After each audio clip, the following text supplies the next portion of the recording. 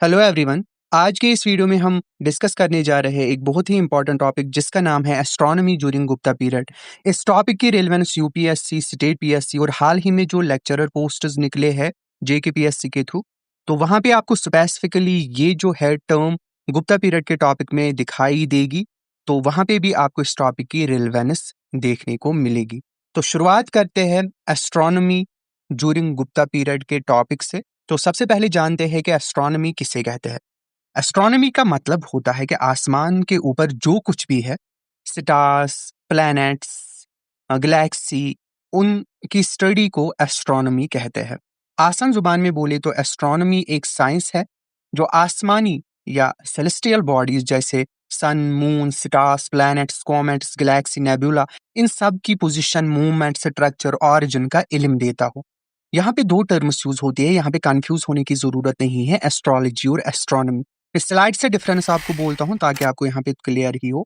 तो एस्ट्रोनॉमी की बात करें तो एस्ट्रोनॉमी साइंस होता है और एस्ट्रोलॉजी जो है वो बिलीफ सिस्टम पे टिका हुआ एक ज्ञान है। एस्ट्रोनॉमी की बात करें तो ये सूरज, सितारे, प्लैनेट्स की पोजिशन और मोशन को स्टडी करता है, और एस्ट्रोलॉजी की बात करें ये प्लैनेट्स की पोजिशन से इंसान की जिंदगी पर क्या असर पड़ता है उसके रिलेटेड है।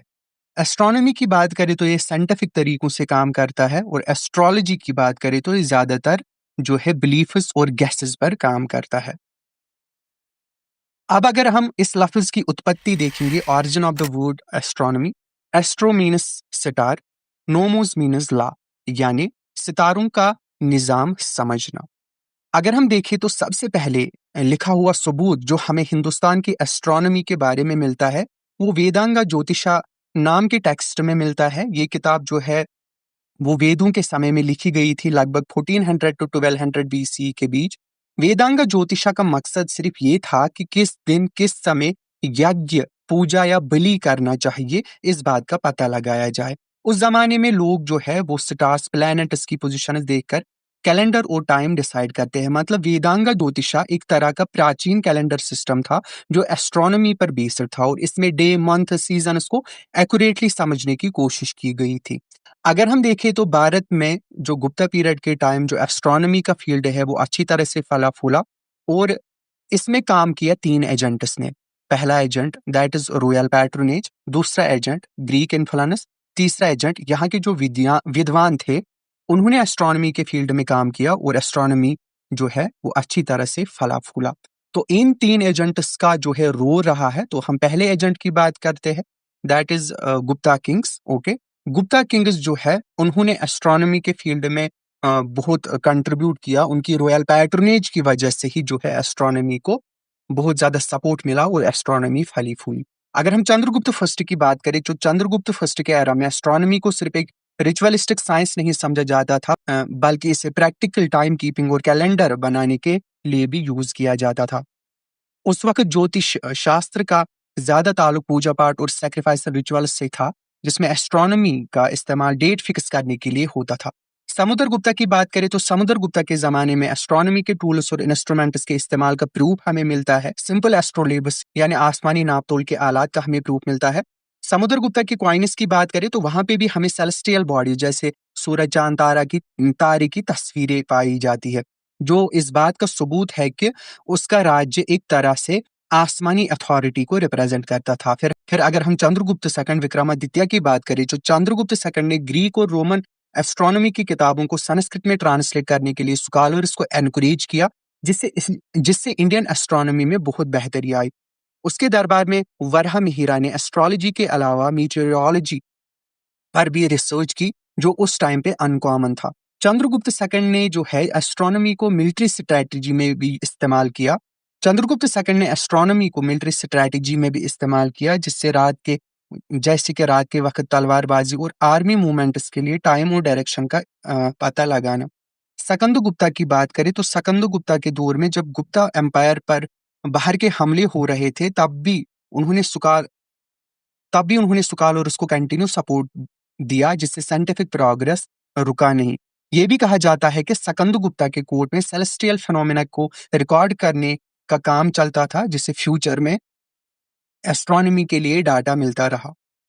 गुप्ता पीरियड के किंग्स ने ज्योतिषा और एस्ट्रोनॉमी को अलग नहीं समझा, दोनों एक दूसरे से जुड़े हुए थे उस टाइम, और एस्ट्रोनॉमी को मेनली कैलेंडर और रिचुअल टाइमिंग्स के लिए यूज किया जाता था। ये इसकी यूटिलिटी थी। और किंग्स के जमाने में पब्लिक फेस्टिवल, रिलीजियस सेरेमनीज को टाइम फिक्स करने के लिए ज्योतिषी और एस्ट्रोनॉमर्स की जरूरत होती थी, और इसीलिए उनकी पोजीशन रॉयल कोर्ट्स में इंपॉर्टेंट थी। एस्ट्रोनॉमी का इस्तेमाल एग्रीकल्चर के लिए भी होता था, जैसे बीज बोना, फसल का वक्त तय करना, एटसेट्रा। दूसरा एजेंट अगर हम देखेंगे जिसकी वजह से भारत की एस्ट्रोनॉमी को जो है एक सपोर्ट मिला या हमें इन्फ्लुएंस इसका मिलता है, that is the Greek agent. Greek influence हमें देखने को मिलता है हिंदुस्तान की एस्ट्रोनॉमी और एस्ट्रोलॉजी पर। बाद में जो है ग्रीक लोगों का भी असर पड़ा, खासकर जब अलेक्जेंडर इंडिया तक आया 326 BCE के आसपास।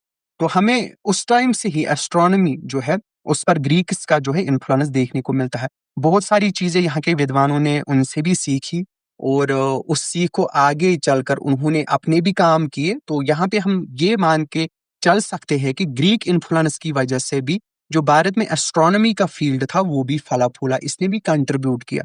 हमें इन्फ्लुएंस बहुत जगह पे मिलती है। चंद एग्जांपल मैं आपको देता हूँ, जैसे राशि सिस्टम या ज़ोडिक साइंस है। आज जो हम 12 राशियां जानते हैं, मीना, मेष, कुंभ, एटसेट्रा, उनका ऑरिजिन जो है वो ग्रीक से ही मिलता है। ग्रीक जो साइनस है, पाइसेस या एक्वेरस या एटसेट्रा, जो वो साइनस होती है ना, 12 साइनस, तो वो अगर हम देखेंगे भारत की एस्ट्रोलॉजी में जो है वो ग्रीक से ही आई। वैसे ही हफ्ते के 7 दिनों के नाम जैसे रविवार, सोमवार, मंगलवार, ये नाम भी ग्रीक और रोमन प्लैनेटरी सिस्टम से लिए गए हैं। ग्रीक रोमन लोग हर दिन को किसी एक प्लैनेट से रिलेट करते थे, तो हमने भी वहां से ये लिए हैं। वैसे ही हमें मिलता है यावना जत का। ये एक संस्कृत ग्रंथ है जिसका मतलब है ग्रीक लोगों का ज्योतिष।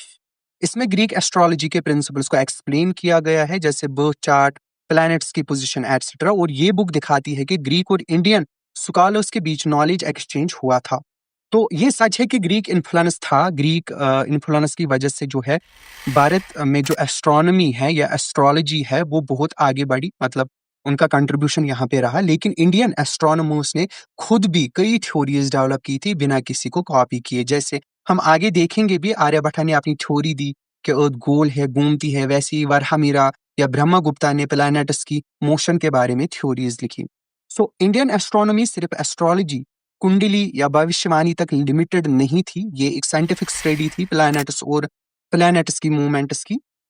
तो पुराने स्कॉलर्स मैथ्स और ऑब्जर्वेशन दोनों का यूज करते थे, और एस्ट्रोनॉमी का यूज जो है वो agriculture, calendar, festivals, religious rituals में होता था। अब हम तीसरे फैक्टर की बात करते हैं या तीसरे एजेंट की बात करते हैं जिन्होंने एस्ट्रोनॉमी के फील्ड में गुप्ता पीरियड के टाइम पे जो है कंट्रीब्यूट किया। इनकी वजह से एस्ट्रोनॉमी जो है वो आगे पहुंची। इन्होंने एस्ट्रोनॉमी के फील्ड में काम किया। तो पहला ही जो नाम आता है वो आर्यभट्ट फर्स्ट का आता है, 476 to 550 सी। तो आर्यभट्ट कौन थे? आर्यभट्ट जो है वो प्राचीन भारत के सबसे मशहूर एस्ट्रोनॉमर और मैथमेटिशियन थे। उनकी पैदाइश 476 सी में हुई, और उनका असली इलाका जो है वो अश्मा का देश माना जाता है, जो आज के महाराष्ट्र और तेलंगाना के आसपास था। लेकिन वो ज्यादा वक्त जो है वो कुसमापुरा, आज का पटना, में वो रहे।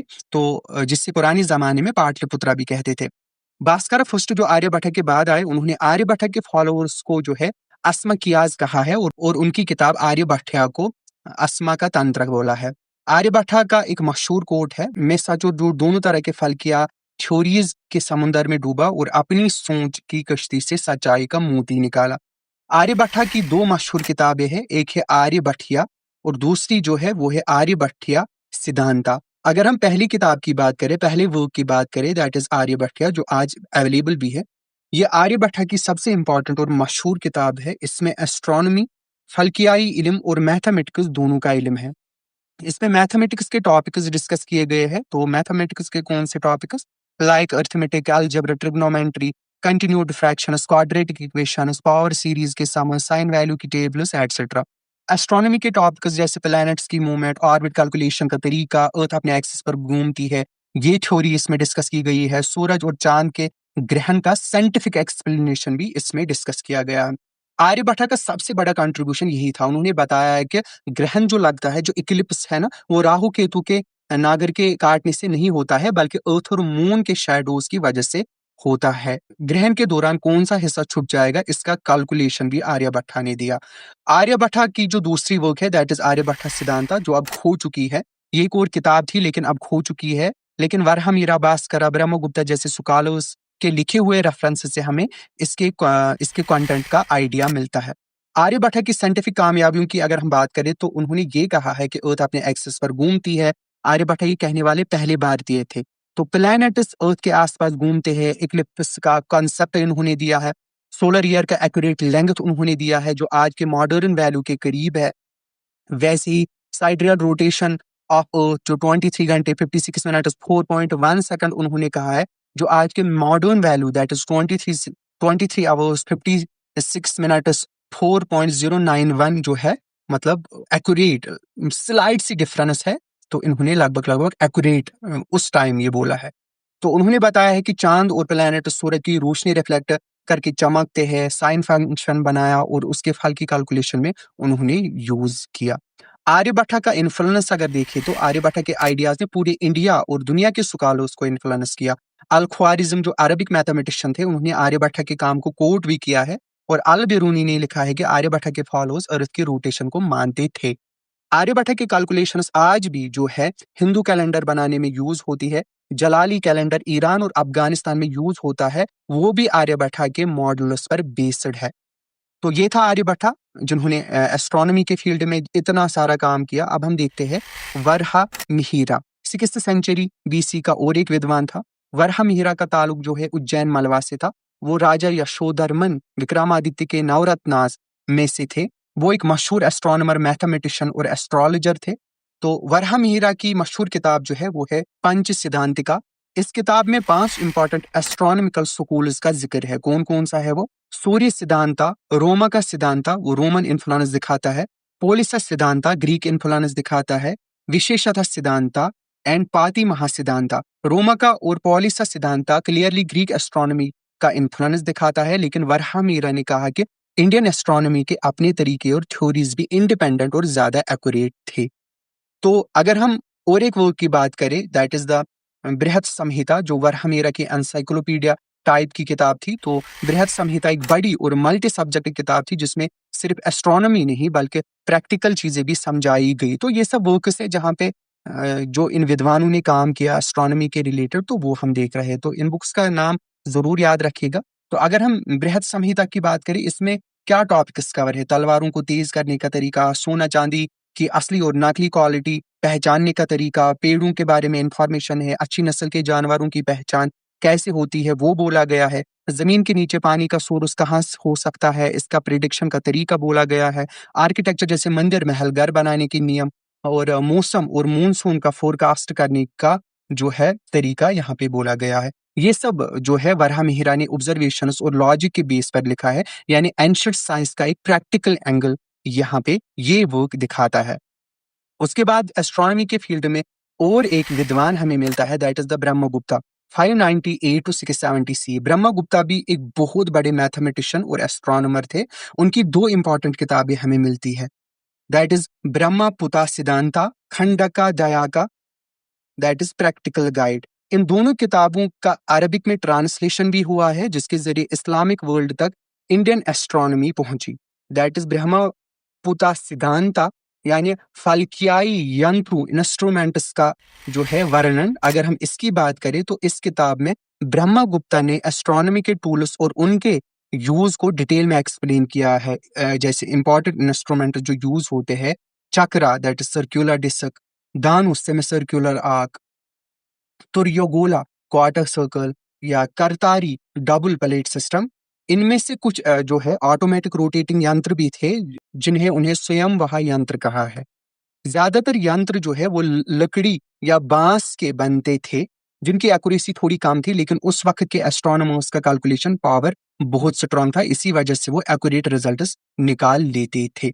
दूसरा जो वर्क है इनका, दैट इज द खंडक दया का, दैट इज प्रैक्टिकल यूज के लिए जो गाइड है। इस किताब में 8 चैप्टर्स है जिसमें ब्रह्मगुप्ता ने प्रैक्टिकल टॉपिक्स बताया है।